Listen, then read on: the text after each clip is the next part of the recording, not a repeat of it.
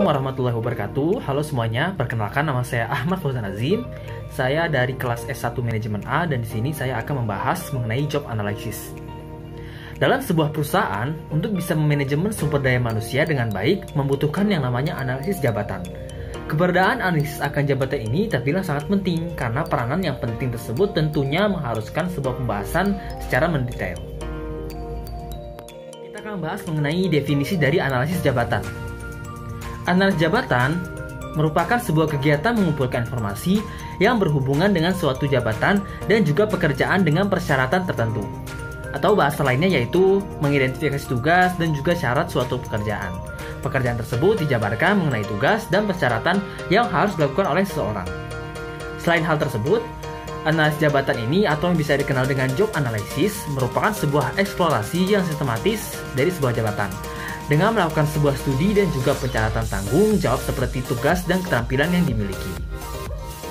Selanjutnya yaitu tujuan dari job analysis.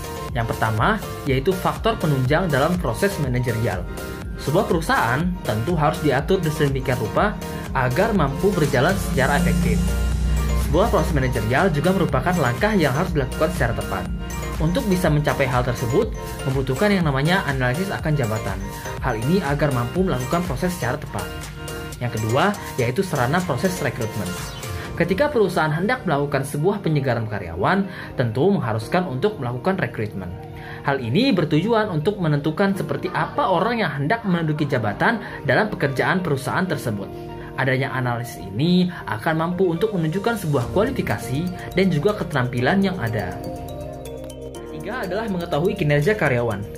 Kinerja seorang karyawan akan berimbas pada keefektifan kegiatan sebuah perusahaan. Dengan adanya analisis ini, perusahaan akan mampu untuk memeriksa apakah tujuan dan juga sasaran yang ada pada karyawan sudah tercapai. Dan yang keempat adalah sarana pelatihan dan juga pengembangan karyawan.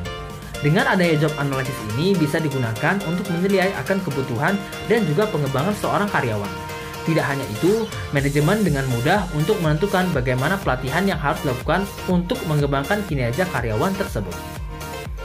Selanjutnya yaitu manfaat menerapkan job analysis. Yang pertama adalah memisahkan sebuah masalah tentang kepegawaian. Ketika seorang karyawan atau pegawai terdapat masalah dalam menjalankan tugasnya, hal ini dapat dengan mudah diatasi dengan menggunakan job analysis. Kemampuan dalam menangkap masalah terhadap kepegawaian menjadi manfaat yang bisa didapatkan. Yang kedua adalah penempatan posisi tenaga kerja.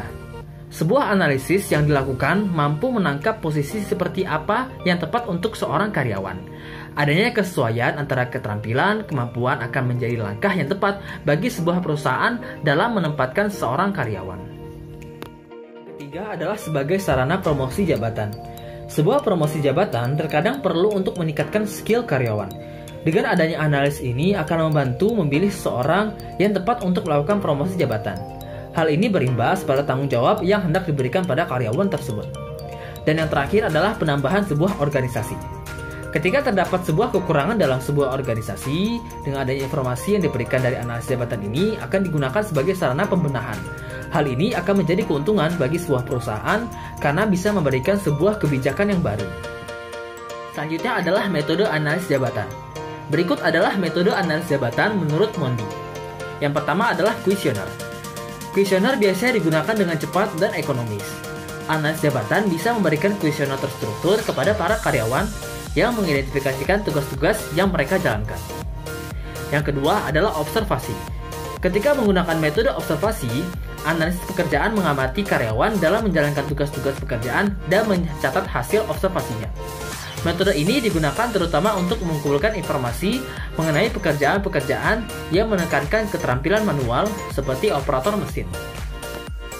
Yang ketiga adalah wawancara. Analis wawancara karyawan dapat membantu mendeskripsikan tugas-tugas yang dikerjakan. Lalu, analisis supervisor dapat memperoleh informasi tambahan dalam rangka memeriksa ketepatan informasi yang diperoleh dari karyawan dan mengklarifikasi hal-hal tertentu. Yang keempat adalah catatan karyawan. Informasi analisis jabatan dikumpulkan dengan meminta para karyawan mendeskripsikan aktivitas kerja mereka sehari-hari dalam sebuah buku harian atau log. Dan yang terakhir adalah kombinasi metode.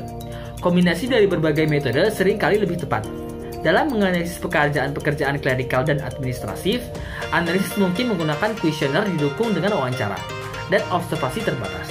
Analisis harus menggunakan kombinasi beberapa teknik yang dibutuhkan untuk menghasilkan deskripsi atau spesifikasi pekerjaan. Selanjutnya adalah proses dari analisis jabatan. Berikut adalah proses dari job analysis menurut Hasibuan. Yang pertama adalah menentukan penggunaan hasil informasi analisis jabatan. Yang kedua, mengumpulkan informasi tentang latar belakang. Yang ketiga, menyeleksi muwakil jabatan yang akan dianalisis. Yang keempat, mengumpulkan informasi analisis jabatan. Yang kelima, meninjau informasi dengan pihak-pihak yang berkepentingan. Yang keenam, menyusun deskripsi pekerjaan dan spesifikasi pekerjaan. Dan yang terakhir adalah mengamalkan perkembangan perusahaan. Mungkin hanya itu saja yang bisa saya sampaikan. Mohon maaf jika ada kesalahan kata. Wassalamualaikum warahmatullahi wabarakatuh.